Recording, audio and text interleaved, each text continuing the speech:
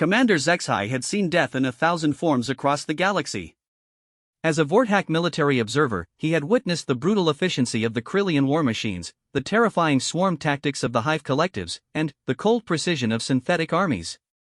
Nothing, however, had prepared him for his first encounter with human soldiers. The assignment seemed routine when High Command issued the orders. The Galactic Defense Coalition needed experienced observers to assess the combat effectiveness of humanity's newest member species. Humans had joined the coalition only 18 months ago, after their first contact with galactic civilization.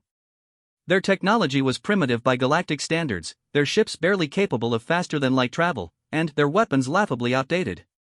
Most species considered them a charitable addition to the coalition, more useful for their abundant agricultural worlds than their military potential. Zexhai's ship, the Vigilant Observer, dropped out of hyperspace near the contested system of Helios 7. The star system had become a battleground between coalition forces and the Devourers, a machine intelligence that consumed organic matter for fuel. The Devourers had already stripped 3 worlds in the outer rim, leaving nothing but hollow husks of rock behind. The human fleet that greeted his arrival shocked him. Instead of the sleek, energy-efficient vessels preferred by most galactic civilizations, human ships looked like flying fortresses. They were angular, heavily armored, and covered in weapon emplacements that seemed almost primitive. The largest vessel identified itself as the UES Indomitable, a dreadnought that dwarfed most coalition battleships despite its crude appearance.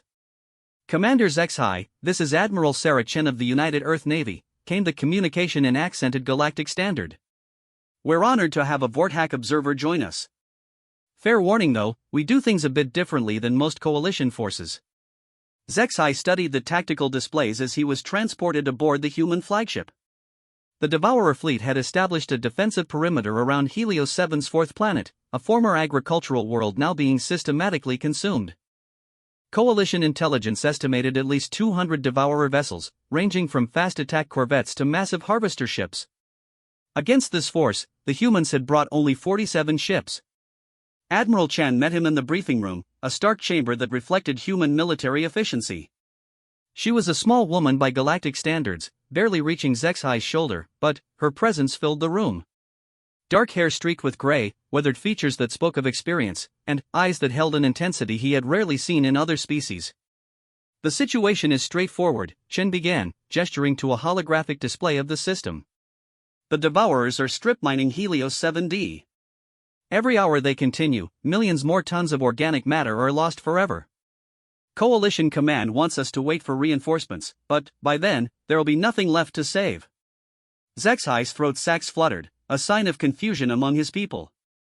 "Admiral, with respect, your force is outnumbered more than 4 to 1. Standard coalition doctrine would be to establish a perimeter and wait for additional assets."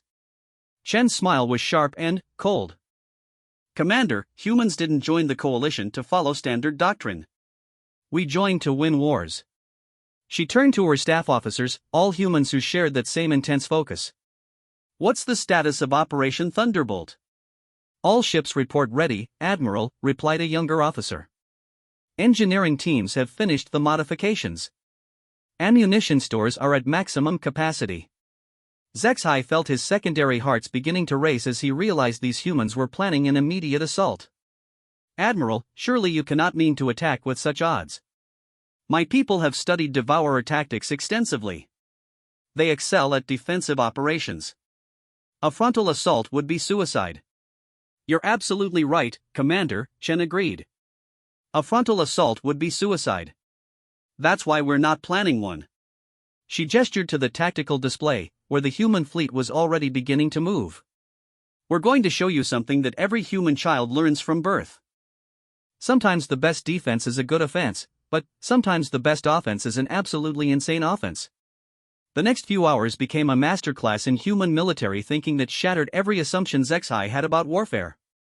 Instead of forming traditional battle lines, the human ships scattered into seemingly random formations.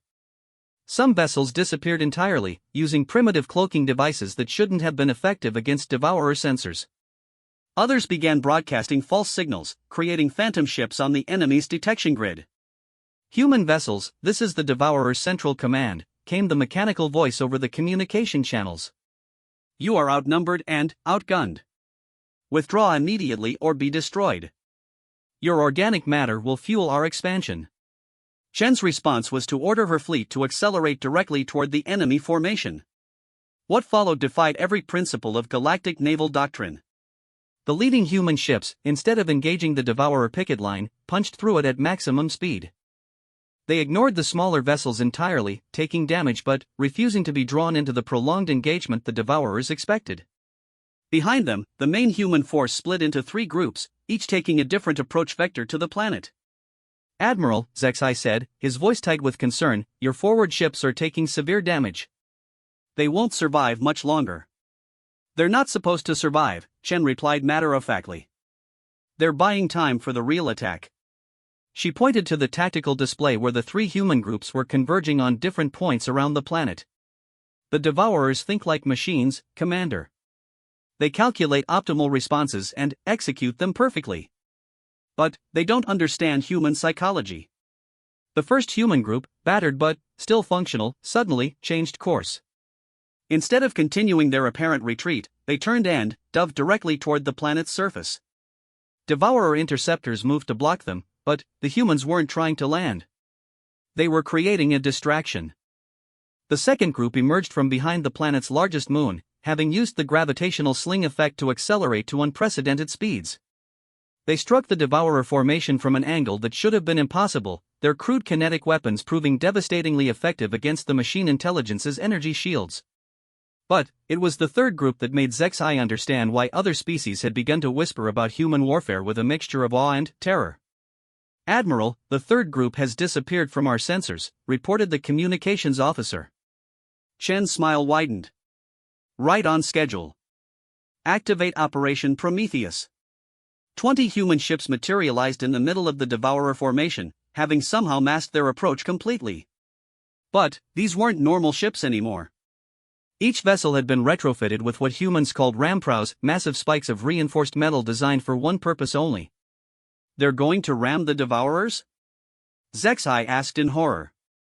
"Some of them," Chen confirmed. "But ramming is just the delivery method." "Show him the real surprise, Lieutenant." The tactical display updated, showing the internal structure of the human ships. Where Zexai expected to see crew quarters and life support systems, he saw something that made his blood freeze in his veins.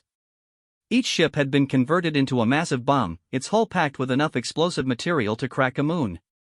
"Admiral, your people, they're going to die." Chen's expression softened for just a moment.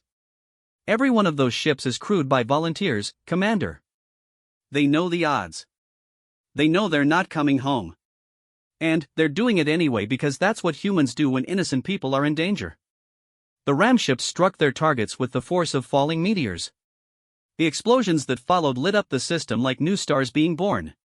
In the space of 30 seconds, 17 Devourer capital ships simply ceased to exist, while dozens more were left crippled and drifting. But the humans weren't finished. Even as the Devourer fleet reeled from the suicide attack, the remaining human vessels pressed their assault. They fought with a ferocity that seemed to border on madness, their ships taking damage that would have forced any other species to retreat, yet continuing to fight. Zexai watched in fascination and growing horror as human vessels rammed enemy ships even when they weren't equipped for it. He saw corvettes deliberately explode their own reactors to take out Devourer cruisers. He witnessed human pilots eject from their destroyed fighters only to activate personal weapons and continue fighting in the vacuum of space. "This is insanity," he whispered, but even as he spoke, he could see the tactical situation shifting. The Devourers, despite their numerical advantage, were beginning to fall back. Their perfect calculations hadn't accounted for an enemy willing to accept complete destruction to achieve victory. Admiral Chen stood beside him, watching the battle unfold with the calm intensity of a predator. "Commander, there's something you need to understand about humans. We're not the strongest species in the galaxy, or the smartest, or the most technologically advanced. But there's one thing we are that no other species can claim." "What's that?" "We're the most dangerous when we have nothing left to lose." The battle raged for 6 more hours. By the time the last Devourer ship was destroyed or had fled the system, 31 of the 47 human vessels had been lost. The survivors were all damaged, some barely holding together. But they had achieved the impossible, they had saved Helios 7D and dealt the Devourers their first major defeat. As Zexai prepared his report for High Command, he found himself struggling to find the right words. How could he explain what he had witnessed? How could he describe the terrifying effectiveness of human warfare to species that valued efficiency and preservation of assets above all else? The answer came to him as he watched human rescue teams work around the clock to save survivors from the destroyed ships, treating their wounded with the same desperate intensity they had shown in battle. Humans didn't just fight to win, they fought as if the entire universe depended on their victory. They brought an emotional component to warfare that pure logic couldn't counter. His final report would change everything. Within weeks, every major military power in the galaxy would be studying human tactics, trying to understand how a primitive species had achieved such devastating effectiveness. Some would try to copy human methods, only to discover that the human way of war couldn't be replicated without the human spirit behind it. But, that night, as Zexhai watched the human fleet limping toward the nearest coalition base, he felt something he had never experienced before in decades of observing warfare. He felt genuine fear, not of the humans, but of what would happen to the galaxy when word of this battle spread. The coalition had gained a powerful ally, but they had also introduced something unprecedented into galactic warfare, a species that viewed death not as a failure to be avoided, but as an acceptable cost for protecting others. As he sealed his report and prepared for transmission, Zexhai couldn't shake the feeling that the galaxy would never be the same. The humans had arrived, and, with them, they had brought a new kind of war. 3 months after the Battle of Helios 7, Commander Zexhai found himself aboard another human vessel, but this time the circumstances were vastly different. The UES Defiance was not a mighty dreadnought but a heavy cruiser that had seen better days. Its hull bore the scars of dozens of engagements, and its crew moved with the weary efficiency of soldiers who had been fighting too long with too little rest. The Devourers had responded to their defeat at Helios 7 with unprecedented aggression. Instead of retreating to lick their wounds as most species would, they had launched simultaneous attacks on 17 coalition systems. The mechanical intelligence seemed to have learned from their encounter with humans, adapting their tactics to counter the unpredictable nature of human warfare.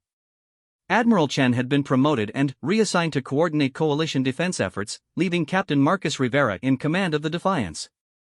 Rivera was younger than Chen, but his eyes held the same intense focus that Zexhai had come to associate with human military leaders. The man carried himself with the controlled tension of a coiled spring, ready to unleash devastating force at a moment's notice. "Commander Zexhai," Rivera said as they stood on the bridge, watching the tactical display that showed the current crisis. "I understand you requested to serve with human forces again. Mind if I ask why?" Zexhai's throat sacs fluttered as he considered his response. The truth was complex and disturbing. His report on the Battle of Helios 7 had caused a sensation in coalition military circles. Some species had been impressed by human effectiveness, others had been horrified by their methods. But Zexhai himself had become obsessed with understanding these strange creatures who treated warfare as a form of art rather than science. "Your species approaches conflict in ways that challenge everything I thought I knew about military strategy," he replied honestly. "I need to understand how you think if I am to properly advise my superiors." Rivera's smile was grim. "Well, you're about to get another education. We've received a distress call from the mining colony on Kepler 442b. 3,000 civilians, including 800 children. The Devourers hit them 6 hours ago, but they're not just strip mining the planet, they're doing something different." The tactical display shifted to show the Kepler system, where a Devourer fleet of medium size was positioned around the mining world. Unlike their usual pattern of rapid consumption, these machines seemed to be taking their time, methodically working across the planet's surface. "Intelligence believes they're experimenting with new harvesting techniques," continued Rivera. "Instead of consuming everything at once, they're processing the organic matter more slowly, possibly trying to extract something specific from the population." Zexhai felt his secondary heart skip a beat. "Captain, if they are experimenting on live subjects, then we're going to stop them." Rivera's voice carried absolute certainty. "Coalition Command has 3 battle groups en route, but they won't arrive for 14 hours. By then, those colonists will be dead or worse." The Vortak commander studied the tactical situation with growing concern. The Defiance was alone except for 2 escort destroyers, the Vengeance and Retribution. Against a Devourer fleet of 30 ships, including 2 heavy cruisers, the odds were even worse than at Helios 7. "Captain, with only 3 vessels, surely the logical course would be to maintain surveillance until the battle groups arrive." Rivera turned to look at him, and Zexai saw something in the human's eyes that made his combat-hardened soldier's instincts scream in alarm. It wasn't anger or determination, it was a cold, calculating fury that seemed to transform the young captain into something far more dangerous. "Commander, let me explain something about human logic. When children are in danger, logic becomes irrelevant. We're going in, and we're going to make those machines pay for every minute they delay." Rivera turned to his crew. "Helm, plot a course for Kepler 442. Engineering, I want everything we have ready for combat. Communications, get me the other ship captains." What followed was a planning session that defied every principle of sound military strategy. The 3 human ships would approach the system using a debris field from an ancient asteroid collision as cover. Once in position, they would launch what Rivera called a precision strike against the Devourer command vessel while the enemy was focused on their harvesting operations. "The plan is suicide," Zexai pointed out during the briefing. "Even if you successfully disable their command ship, you will be vastly outnumbered by the remaining vessels." Captain Sarah Wong of the Vengeance laughed, but there was no humor in the sound. "Commander, you're thinking like a conventional military officer. Humans don't fight conventional wars." She gestured to the tactical display. "The Devourers are machines. They follow protocols, they calculate probabilities, they make rational decisions. We're going to hit them with something so irrational they won't know how to respond." The approach to Kepler 442 took 8 hours, during which Zexai observed the human crew with growing fascination and unease. Unlike other coalition species, who maintained professional distance during combat operations, the humans seemed to draw strength from their emotional connections to each other. They shared stories, joked about danger, and spoke constantly about the civilians they were trying to save as if they were family members. "It's because they are family," explained Lieutenant Commander James Park when Zexai commented on this behavior. "Every human civilian is someone's parent, child, sibling, or friend. When we fight to protect them, we're fighting to protect our own." This emotional investment in warfare was something Zexai had never encountered in other species. The Vortak fought for honor and duty, the Krillians for conquest and glory, the synthetic races for programmed objectives. But humans fought for love, and that made them exponentially more dangerous. The 3 ships dropped out of hyperspace at the edge of the Kepler system, immediately diving into the asteroid field that would mask their approach. The Devourer fleet was positioned in orbit around the mining world, their massive harvester ships extending mechanical tendrils down to the planet's surface. "Picking up communications from the colony," reported the sensor operator. "They're still alive down there, but the Devourers are definitely experimenting with some kind of new process." Rivera's jaw tightened. "Can you determine their exact location? Most of the population has been herded into the main settlement. The machines seem to be processing them in small groups, then returning them to holding areas." Zexai felt sick. "They're learning. The machines are studying human physiology and psychology to improve their harvesting efficiency. Then, they're about to learn something they didn't expect," Rivera said grimly. "All ships, commence attack run. Remember, we only get one shot at this." The 3 human vessels erupted from the asteroid field like avenging angels, their weapons already charging for maximum impact.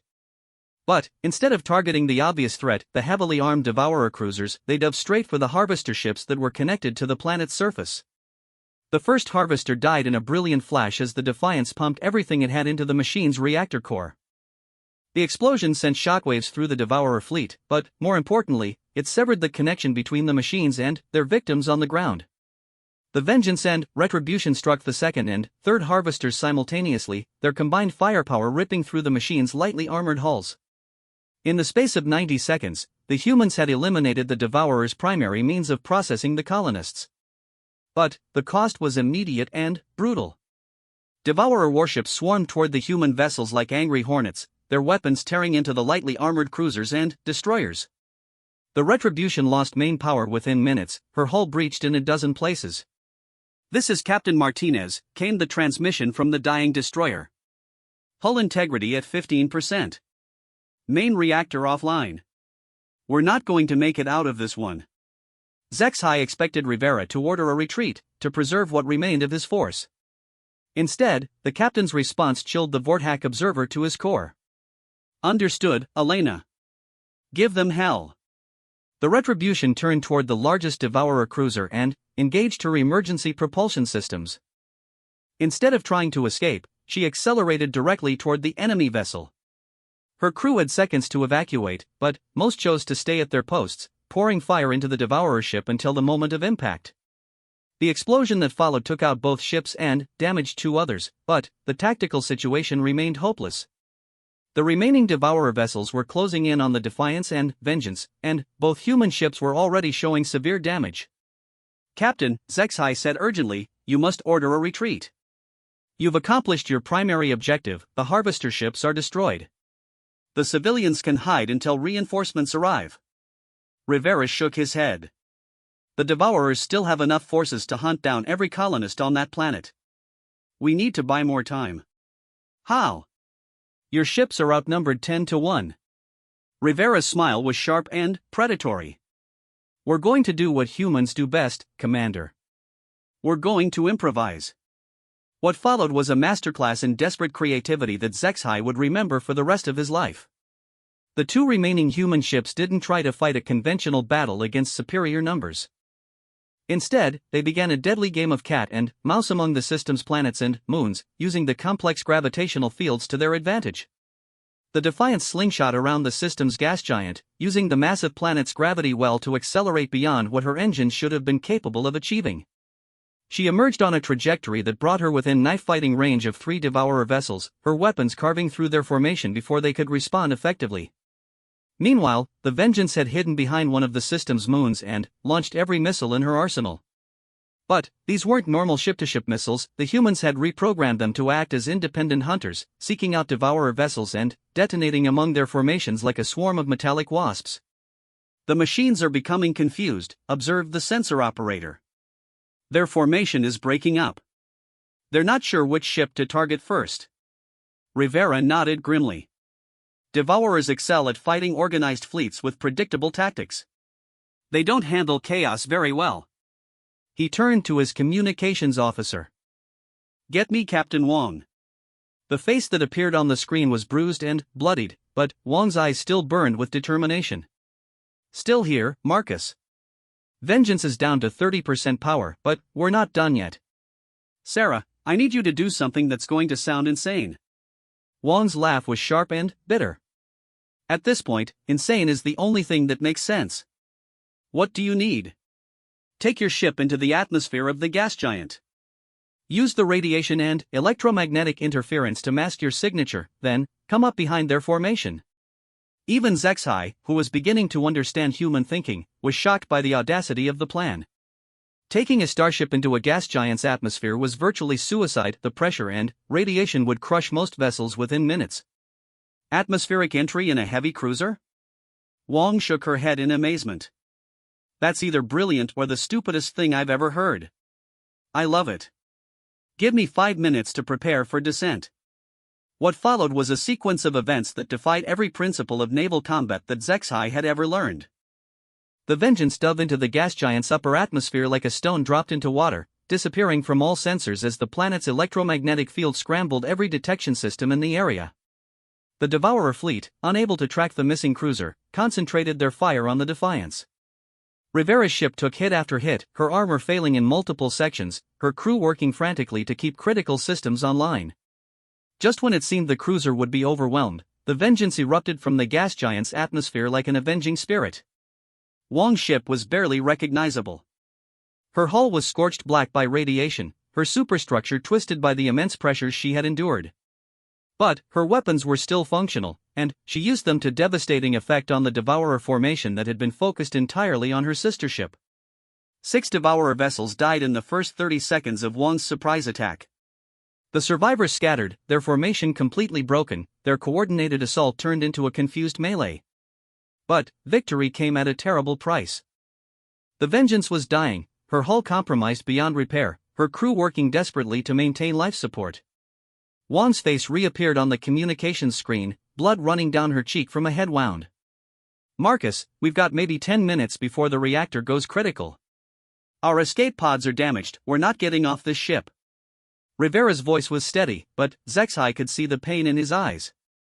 "Understood, Sarah. It's been an honor serving with you. The honor was mine. Tell my family. Wang paused, then smiled fiercely. Tell them I went out fighting for kids I never met, and I'd do it again. The Vengeance turned toward the largest remaining Devourer vessel, a massive cruiser that was trying to re-establish control over the scattered formation. Wang's final act was to ram her dying ship directly into the enemy's command center, the resulting explosion lighting up the system like a second sun. In the aftermath of the sacrifice, the remaining Devourer vessels retreated from the system entirely. The threat to the colonists was over, but the cost had been devastating. Of the 3 human ships that had entered the system, only the heavily damaged Defiance survived. As rescue ships from the colony began ferrying survivors up from the planet's surface, Zexai found himself standing beside Captain Rivera on the bridge.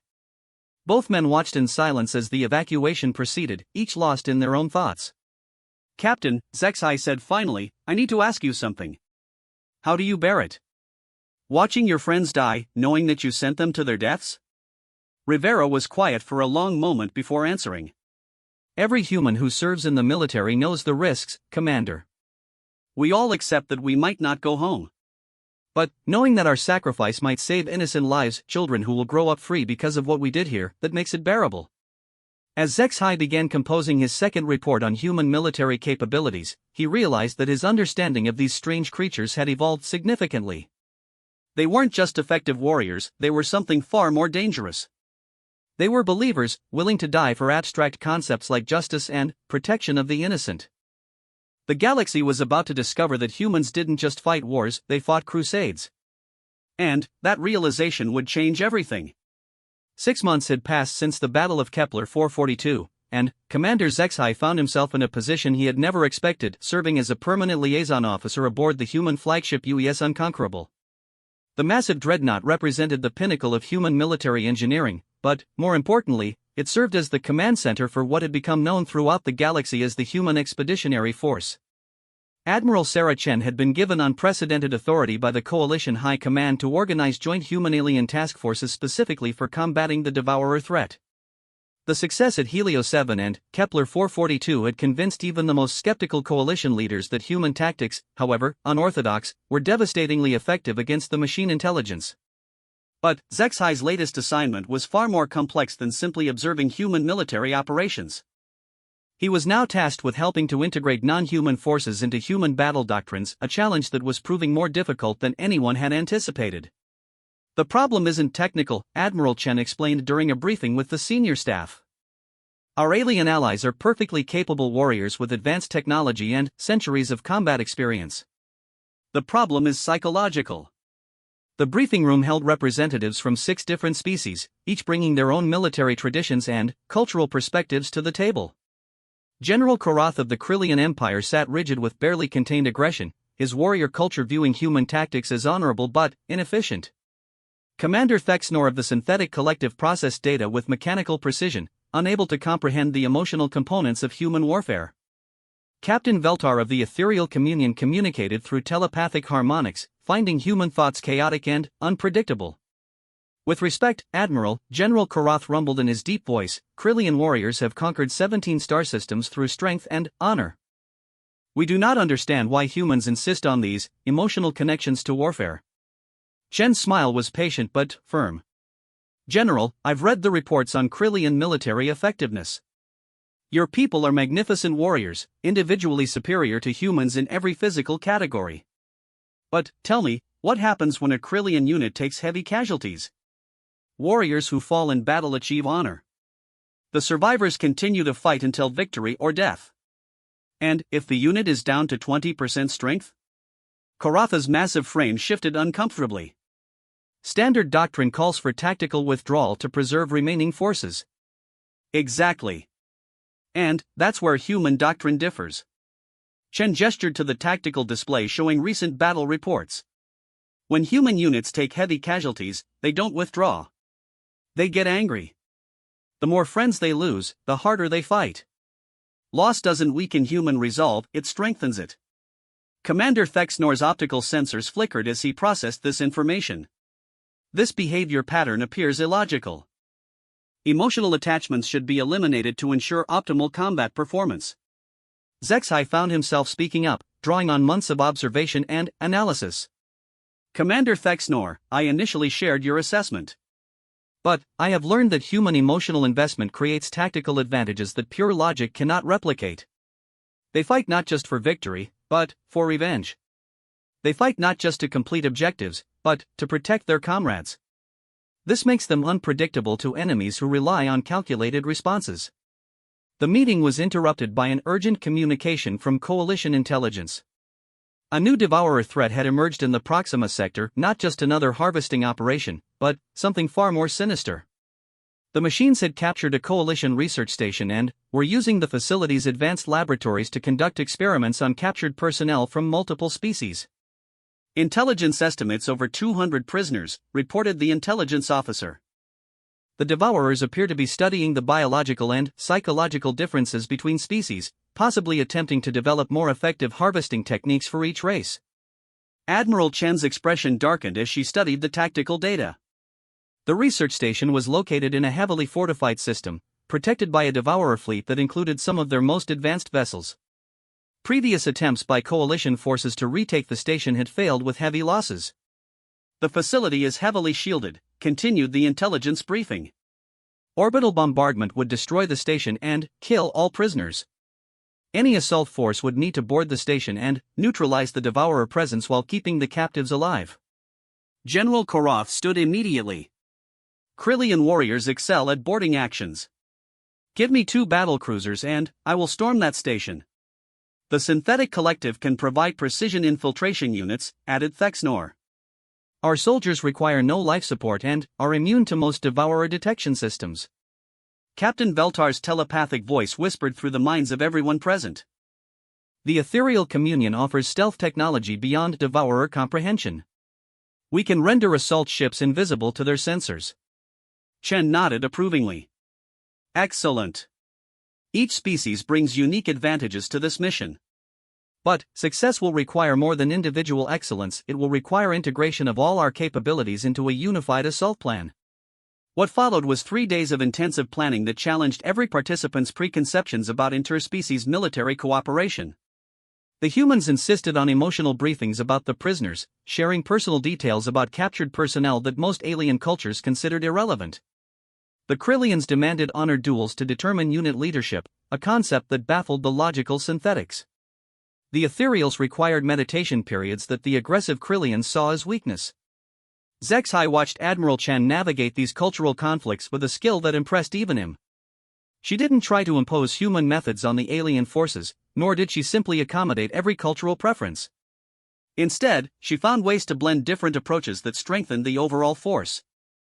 General Koroth, she said during one heated discussion, your warrior's individual prowess is legendary. But, what if we paired each Krillian assault team with a human unit that specializes in close-quarters combat? Your people provide the strength and skill, while humans provide the emotional intensity and unpredictability. Commander Thexnor, your synthetic soldiers are perfect for infiltration, but they lack the intuitive responses that biological soldiers possess. What if we embedded human operatives with each synthetic team to provide tactical creativity when situations don't match predetermined parameters? Captain Veltar, ethereal stealth technology could make our assault ships invisible, but maintaining that invisibility requires constant telepathic focus. What if human psych specialists provided mental support to your operators, helping them maintain concentration under combat stress? The resulting assault plan was unlike anything that had ever been attempted in galactic military history. Instead of a single coordinated attack, the joint force would execute what Chen called a chaos cascade, multiple simultaneous assaults designed to overwhelm the devourer's ability to respond logically. The ethereal ships, rendered invisible by their advanced stealth technology, would approach the station from 3 different vectors. Each ship carried mixed crews of humans, Krillians, and synthetics, with each species contributing their unique strengths to specific mission phases. Zexai found himself assigned to the primary assault team, serving alongside beings he had only encountered in diplomatic contexts. His human teammates included Lieutenant Colonel Sarah Mitchell, a veteran of the Kepler campaign who had survived 3 ship destructions and still volunteered for the most dangerous missions. The Krillian warrior Garthok stood nearly 3 meters tall and carried weapons that could punch through starship armor. The synthetic operative designated Omega-7 possessed reflexes and analytical capabilities that bordered on prescient. Remember, Chen had told them during the final briefing, the Devourers are expecting either a conventional military assault or a precise special operations infiltration. They're not expecting an emotional hurricane backed by honor-driven fury and guided by perfect logic. The approach to the research station took 18 hours, during which Zexai observed the most remarkable display of interspecies bonding he had ever witnessed. The human soldiers shared personal stories with their alien teammates, creating emotional connections that transcended species barriers. Garthok taught the humans traditional Krillian war chants that built combat intensity. Omega-7 provided tactical analyses that helped everyone understand their roles in the larger battle plan. Why do you fight? Garthok asked Lieutenant Colonel Mitchell during one of their conversations. Your people are young to the galaxy, with no ancient enemies or territorial disputes. What drives you to risk death for strangers? Mitchell's response was quiet but intense. Because someone has to. Because if we don't fight for what's right, who will? Every person in that research station has family, friends, people who love them. When I fight to free them, I'm fighting to preserve love itself. Omega-7's optical sensors focused on the human officer. This emotional motivation creates tactical vulnerabilities. Enemy forces could exploit your attachment to individual prisoners. You're right, Mitchell agreed. But it also creates tactical advantages. An enemy who understands only logic can't predict what someone will do when they're fighting for love. The assault began at 0300 hours ship time, with the 3 invisible ethereal vessels emerging from hyperspace simultaneously. The Devourer's sensors detected nothing until the first boarding pods were already burning through the station's hull. What followed was a masterpiece of coordinated chaos that showcased the strengths of every participating species. Krillian warriors carved through Devourer defensive positions with berserker fury while human soldiers provided tactical flexibility and emotional motivation. Synthetic operatives neutralized key systems with mechanical precision while ethereal psionics disrupted the machine's communication networks. Zexai found himself in the thick of the fighting, witnessing firsthand how the different species had learned to complement each other's abilities. When Garthok's warrior instincts led him into a trap, Mitchell's tactical training provided the solution. When Omega-7's logical analysis indicated a hopeless situation, the human's emotional determination found an alternative approach. The battle for the research station lasted 7 hours and took place on multiple levels simultaneously. While the military forces engaged Devourer defenders, rescue teams worked frantically to evacuate prisoners from the experimental laboratories. The horrors they discovered there would haunt Zexai for years to come: beings of multiple species subjected to mechanical dissection, psychological torture, and biological experimentation. They were trying to understand what makes us different, reported one of the freed prisoners, a Vorthack scientist named Kexri. The machines kept asking about emotions, about cultural motivations, about why different species respond differently to fear and pain. But the most significant discovery came in the station's central laboratory, where the Devourers had been conducting their most advanced experiments. Dr. Elena Vasquez, a human xenobiologist who had been captured 3 months earlier, was found connected to a machine that was attempting to map her neural responses to various stimuli. "They're learning," she gasped as medical teams worked to free her from the mechanical apparatus. "The Devourers are trying to understand biological psychology so they can predict our responses. They want to know how to break us." Admiral Chen's response to this discovery was immediate and characteristically human. Instead of withdrawing to analyze the threat, she ordered an immediate escalation of joint operations against all Devourer facilities. If the machines wanted to understand organic psychology, she would give them more data than they could process. "Deploy all available joint task forces," she commanded. "Hit every Devourer installation we can find. Make them face so many different tactical approaches they can't adapt to any of them." What followed was a campaign that military historians would later call the Emotion War, a series of battles where human tactical creativity, Krillian warrior fury, synthetic precision, and ethereal mysticism created combinations that no single species could have achieved alone. The Devourers, who had previously adapted to standard coalition tactics within weeks, found themselves completely unable to counter the unpredictable combinations of mixed species forces. Their logical algorithms couldn't process the chaos that emerged when love-motivated humans worked alongside honor-driven Krillians guided by perfectly logical synthetics and supported by telepathic ethereals. But the true significance of the campaign became clear when intercepted Devourer communications revealed something unprecedented. The machine intelligence was expressing what could only be described as frustration. Organic responses exceed calculated parameters. Red 1 decoded transmission. Tactical adaptations ineffective against emotion logic synthesis. Request additional processing power for psychological analysis. For the first time in their existence, the Devourers were encountering something their perfect logic couldn't comprehend: the power that emerged when different species learned to fight not just alongside each other, but for each other. As Zexai prepared his third report on human military capabilities, he realized that his mission had evolved far beyond simple observation. He was now documenting the birth of something entirely new in galactic warfare, a form of combat that combined the best attributes of multiple species into a force that was greater than the sum of its parts. The humans hadn't just joined the galactic community, they had transformed it into something the universe had never seen before. And the Devourers, for all their mechanical perfection, had no idea how to fight an enemy powered by love. 1 year after first meeting Admiral Chen, Commander Zexai stood on the bridge of the UES Indomitable as it led the largest joint fleet in galactic history toward the Devourer homeworld. The massive armada consisted of over 300 vessels from 17 different species, all unified under human tactical doctrine that had been adapted to incorporate the strengths of every participating culture. The intelligence breakthrough had come 3 weeks earlier when a captured Devourer data core revealed the location of their primary construction facility, a massive space station built around a dying star, where the machine intelligence manufactured its fleets and processed the organic matter it harvested from conquered worlds. The station was defended by over 500 Devourer vessels, including massive fortress ships that had never been seen in combat before. Final fleet status report: Admiral Chen called from the command center of the Indomitable.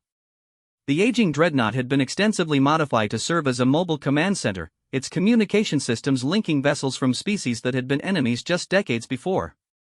All human expeditionary forces report ready, came the response from Captain Rivera, now commanding a flotilla of 30 ships. The survivors of Kepler 442 had become the core of an elite strike force specializing in impossible missions. Krillian Battle Fleet acknowledges readiness for glorious combat, rumbled General Korath from his flagship Honor's Edge. The massive warrior had become one of Chen's most trusted allies, his cultural need for honorable combat perfectly complementing human tactical creativity. Synthetic collective forces operating at optimal efficiency, reported Commander Thexnor. The artificial beings had learned to appreciate the unpredictability that organic allies brought to their logical calculations. Ethereal communion ships maintain perfect stealth envelope, whispered Captain Veltar through the telepathic network that now linked command personnel from multiple species. But it was the reports from the smaller coalition members that truly demonstrated how completely the galaxy had changed. The Vorthak Observation Corps, traditionally neutral academics, had contributed their most advanced censorships. The peaceful Centaurian Alliance had provided hospital ships and support vessels. Even the mysterious Voidwalkers had emerged from their dimensional hiding places to offer reconnaissance capabilities. Commander Zexai, Admiral Chen said, turning to address the Vorthak observer who had become her most trusted advisor on alien psychology, your assessment of our chances? Zexai studied the tactical display showing the massive Devourer installation. In any conventional analysis, the coming battle was hopeless. The machine intelligence had concentrated its most powerful forces around their homeworld, creating defensive positions that should have been able to repel any conceivable attack. The logical response would be to wait, to build larger forces, to develop new technologies. But logic was no longer the primary factor in galactic warfare. Admiral, Zexai said, his throat sacs vibrating with complex emotions, by every standard military analysis, we should not attempt this assault. The enemy has superior numbers, defensive advantages, and perfect coordination among their forces. Chen smiled, and Zexai recognized the expression that had become legendary throughout coalition space, the cold fury of a human who had decided that the impossible was merely another problem to be solved. But, she prompted. But, the Devourers have never faced anything like what we have become. They understand individual species, even multiple species fighting together. They do not understand what happens when 17 different cultures decide that some things are worth dying for together. The final approach to the Devourer homeworld took 6 hours, during which the joint fleet executed the most complex battle plan ever conceived. Instead of a single massive formation, the Armada split into dozens of smaller task forces, each using different tactical approaches based on their species' strengths. Human ships led diversionary attacks with their characteristic unpredictability, drawing Devourer forces out of position through seemingly reckless maneuvers. Krillian warriors engaged in direct assaults that satisfied their cultural need for honorable combat while creating gaps in enemy formations. Synthetic vessels provided perfect coordination and timing for complex multi-species maneuvers. Ethereal ships struck from impossible angles using their stealth technology and dimensional manipulation abilities. But the most significant element of the assault wasn't technological or tactical, it was emotional. All ships, this is Admiral Chen, came the broadcast on all coalition frequencies. Today we fight not just for our individual worlds or species, but for every innocent being that the Devourers have murdered or enslaved. We fight for children who will never see their parents again, for families that have been torn apart, for entire civilizations that have been reduced to raw material. The response from the Joint Fleet was immediate and overwhelming. Instead of the professional acknowledgments typical of military communications, the channel filled with war cries in 17 different languages, battle hymns from ancient cultures, and declarations of intent that transcended species barriers. HFY felt his combat-hardened hearts racing as he listened to the cacophony of voices united in righteous fury. This was what humans had brought to galactic warfare, not just new tactics or technologies, but the understanding that some fights were worth everything you had to give. The Devourer defensive response was precisely what their tactical algorithms dictated: concentrate fire on the largest threats, use superior numbers to overwhelm smaller groups, maintain formation integrity at all costs. Against any conventional fleet, these tactics would have been devastatingly effective. But the Joint Fleet wasn't fighting conventionally. When human ships took heavy damage and appeared to retreat, they suddenly turned and rammed enemy vessels with their dying hulks. When Krillian forces seemed to be overwhelmed by superior numbers, they activated warrior rage protocols that made them fight harder rather than withdrawing. When synthetic units lost coordination due to communication jamming, organic allies provided intuitive tactical responses that kept them effective. The battle raged for 14 hours across the entire star system. Space filled with debris from hundreds of destroyed ships, both Coalition and Devourer. But, gradually, inexorably, the Joint Fleet pushed closer to the massive space station that served as the machine intelligence's heart. Primary assault teams, prepare for final approach, Admiral Chen ordered as the Indomitable led a combined force of 50 ships toward the station's main docking complex. Remember, our objective isn't just to destroy this facility, it's to prove that the Devourers can be defeated. The final assault on the Devourer homeworld station became the most desperate close-quarters battle in galactic history. Mixed crews of humans, Krillians, synthetics, and other species fought through corridors and chambers filled with mechanical defenders that had been designed to be perfect killing machines.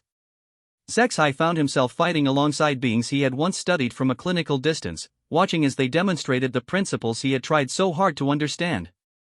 When Private Martinez threw himself on a Devourer explosive device to protect Krillian warriors he had known for 3 days, the massive aliens roared with fury and carved through enemy positions with unprecedented savagery. When synthetic operative Gamma 12 calculated that saving a wounded ethereal would require tactical risks that violated logical parameters, human Sergeant Johnson simply grabbed the artificial being and said, "Sometimes logic isn't enough." The battle for the station's central core lasted 7 hours and cost over 2,000 casualties from multiple species.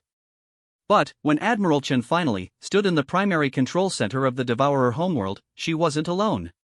Around her stood survivors from a dozen different species, all bearing wounds, all exhausted, but all united in their shared victory. "This is Admiral Sarah Chen to all Coalition forces," she broadcast as her technical teams began downloading the complete Devourer database. "The primary installation is secure. The machine intelligence's central processing core has been captured intact." The intelligence bonanza that followed the victory exceeded every expectation. The Devourer database contained the locations of every machine installation in the galaxy, the complete technical specifications for their ships and weapons, and, most importantly, their psychological assessment files on every known species. "The machines never understood us," reported Dr. Vasquez as she analyzed the captured data. "Their files on humans focus entirely on our individual capabilities, strength, speed, intelligence, technology level. They never grasped that our real strength comes from our connections to each other." But it was the Devourer assessment of the Joint Fleet that provided the most revealing insights into their defeat. "Coalition forces display unprecedented tactical unpredictability," read one analysis. "Individual species capabilities fall within expected parameters, but combined effectiveness exceeds all computational models. Emotional motivation factors create exponential force multiplication that defies logical analysis. Recommend immediate strategic withdrawal from all organic inhabited systems," concluded another file.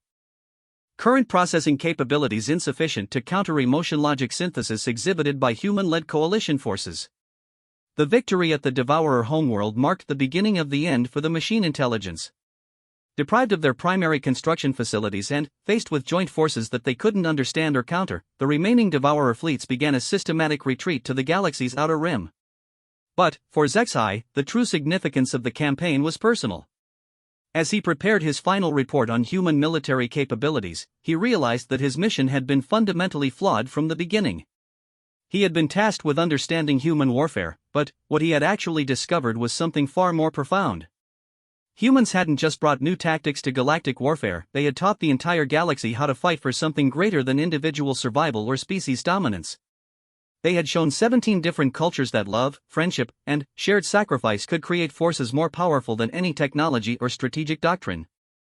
Standing on the observation deck of the Indomitable as the joint fleet began its journey home, Sci-Fi watched human crew members saying goodbye to alien allies who had become family. He saw Krillian warriors exchanging honor tokens with synthetic operators who had saved their lives. He observed ethereal mystics teaching meditation techniques to human soldiers who needed to process the trauma of battle. "Commander," Admiral Chen said as she joined him at the viewing port, "I've read your preliminary reports. Your insights into interspecies cooperation have been invaluable to our success." "Admiral," Sci-Fi replied, his throat sacs fluttering with complex emotions, "I must confess that my original mission was to assess human military capabilities for potential threat analysis. My superiors wanted to understand if humanity posed a danger to galactic stability." Chen's smile was warm and understanding. "And what will your final report conclude?" Sci-Fi looked out at the mixed crews working together with the easy familiarity of family members, despite coming from worlds separated by thousands of light-years and millions of years of evolution. "That humans are indeed a threat to galactic stability, but not in the way my superiors feared. You threaten the old stability of isolation, suspicion, and species-based conflict. You have shown us that the galaxy can be something better than a collection of individual worlds competing for resources. You've taught us that we can be a family." Admiral Chen nodded slowly. "That was always the plan, Commander. Humans learned long ago that we're stronger together than apart. We just had to show the rest of the galaxy that the same principle applies on a cosmic scale." As the joint fleet jumped to hyperspace, carrying news of victory to worlds that had never dared hope the Devourers could be defeated, Sci-Fi began composing his final report. But, instead of a threat assessment, he found himself writing something entirely different, a recommendation that the Galactic Coalition be reorganized around the principles that humans had introduced. The title of his report would become legendary in diplomatic circles: Proposal for Permanent Integration of Human Emotional Warfare Doctrines into Standard Coalition Operations, How Love Conquered Logic. The day he had first fought beside humans, Sci-Fi had learned true fear of how warfare would change when guided by emotion rather than pure logic. Now he understood that his fear had been justified, but misplaced. Emotion hadn't made warfare more terrible, it had made it meaningful. And a galaxy fighting for love would always be stronger than one fighting for mere survival. In the end, humanity's greatest gift to the galaxy wasn't their tactical innovations or their technological adaptations. It was the simple, revolutionary idea that strangers were just family you hadn't met yet, and family was always worth fighting for. The Devourers had been defeated not by superior firepower or advanced technology, but by a force they could never understand or replicate: the power of beings who chose to love each other despite their differences. And that, Sci-Fi realized as he sealed his final report, was the most terrifying weapon in the universe.